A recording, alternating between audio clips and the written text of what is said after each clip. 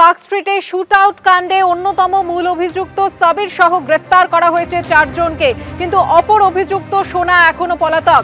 বিস্তারিত জানবো, কথা বলবো আমাদের প্রতিনিধি আবির দত্তের সঙ্গে। আবির, পুলিশ সূত্রে কি খবর? দেখো, পুলিশ সূত্রে যেটা জানা যাচ্ছে, পার্ক স্ট্রিটে যে গুলিচালনার ঘটনা ঘটেছিল পার্ক স্ট্রিট থানার অন্তর্গত এবং মির্জা গালিব স্ট্রিটের কাছে, এবং সেই গুলিচালনার ঘটনা ইতিমধ্যে 4 জনকে গ্রেফতার করা হয়েছে। তার মধ্যে অন্যতম সাবির নামে এক ব্যক্তি, যে এই ঘটনায় যার নাম উঠে আসছিল সোনা, সেই সোনার শালক হয় সম্পর্কে, এবং যেটা প্রাথমিক অনুমান তদন্তকারীদের, সে সোনা এবং সাবির এই দুজনেই গুলি চালিয়েছিল এবং তাদের প্রথমে বাইকে রেষারেষি বা বাইকের ওভারটেক করাকে কেন্দ্র করে উত্তেজনা বা পরিস্থিতি প্রথমে গম্ভীর হয় এবং তারপরে তাদের লোকজন নিয়ে এসে সেখানে চড়াও হওয়া এবং তারপরে গুলি চালানোর ঘটনা। এই ঘটনায় যে আগ্নেয়াস্ত্র দিয়ে তারা গুলি চালিয়েছে, সেই আগ্নেয়াস্ত্রগুলো যেমন খোঁজ করা হচ্ছে, তার সঙ্গে সঙ্গে খোঁজ করা হচ্ছে সোনারও, যে অন্যতম প্রধান অভিযুক্ত।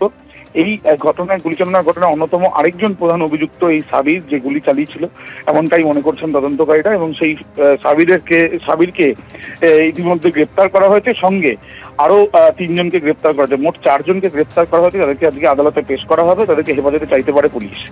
ধন্যবাদ আবির।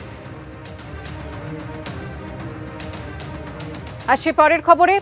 হাওড়ার বাগনানে চালকলে বয়লার বিস্ফোরণ, আহত হয়েছেন বেশ কয়েকজন শ্রমিক। আশপাশের বাড়িঘরও ক্ষতিগ্রস্ত হয়েছে এবং তারপরে স্থানীয় মানুষজন যে অভিযোগ করছেন যে আপত্তি সত্ত্বেও কর্ণপাত করেননি চালকলের মালিক। নিয়ম মেনেই চলছে, পাল্টা দাবি করেছেন মালিক।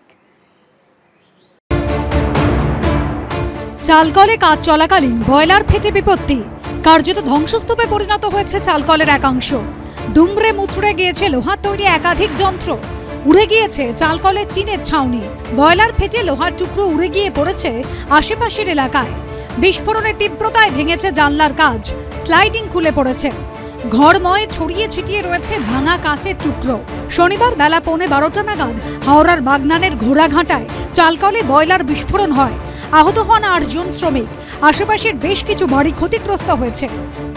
আমার বাড়িতে রাইস মিলের বয়লার ভেঙে পুরো ঘরের জানলা ফানলা ভেঙে দরজা সব ভেঙে গেছে। আমরা খুব আতঙ্কের মধ্যে আছি। দক্ষিণ দিকের স্লাইডিং গ্লাস ভেঙে গেছে, দক্ষিণ দিকের গ্লাস। আচ্ছা, আপনার পশ্চিম দিকের এক সাইডের ভেঙে গেছে, গ্লাস কভারেজ করা আছে পর্দা দিয়ে। আচ্ছা, এদিকে উত্তর দিকের পুরো ভেঙে গেছে গ্লাস, আপনি দেখতেই পাচ্ছেন পুরো গ্লাস ভেঙে গেছে। ওপরে এসি আছে, এসি বিকল হয়ে গেছে, ওপরে আউটডোর উড়ে গেছে এসি। চালকল কর্তৃপক্ষের বিরুদ্ধে পরিবেশ দূষণের অভিযোগ তুলেছেন স্থানীয় বাসিন্দারা। ওদের সারা বছর কুড়ো ছাই সারা বছর উঠছে এবং যার জন্য এত প্রবলেম, আমাদের সব ডাস্ট অ্যালার্জি হয়ে গেছে, প্রত্যেকজনের স্কিন ডিজিজ হয়ে গেছে। যার জন্য আমরা চাইছি, বারবার ওদেরকে আমরা জানিয়েছি যে এখানে জল দিন, ছাই ওড়ানো বন্ধ করুন। আমরা অনেকবার প্রশাসনকে তাকে জানিয়েছি, রাইস মিলের মালিককেও জানিয়েছি যে এটা অন্তত বন্ধ হোক। এখনও পর্যন্ত চাইছি, কারণ এই অ্যাক্সিডেন্ট 5 মাস পরে 2 মাস পরেও যে হবে না এমন কোনো কথা নেই। অভিযোগ মানতে নারাজ চালকল কর্তৃপক্ষ। কারখানা আমাদের অলরেডি রিনিউয়াল আছে, চেকিং আছে, সব কিছুই আছে। এখন এনিহাউ ইট ওয়াজ অ্যাক্সিডেন্ট কখন ঘটবে তো বলা যায় না। এক মহিলা সহ 3 জন উলুবেড়িয়া হাসপাতালে ভর্তি রয়েছেন। আহতদের দেখতে এদিন হাসপাতালে যান পূর্তমন্ত্রী পুলক রায়। মমতা বন্দ্যোপাধ্যায় নিজে খবর পান, খবর পেয়ে তিনি নির্দেশ দেন যে এই যারা ভর্তি হয়েছে তাদের সুচিকিৎসার যেন ব্যবস্থা হয়। সেই কারণে আমরা এখানে উপস্থিত হয়ে সমস্তভাবে তাদের চিকিৎসার ব্যবস্থা হচ্ছে।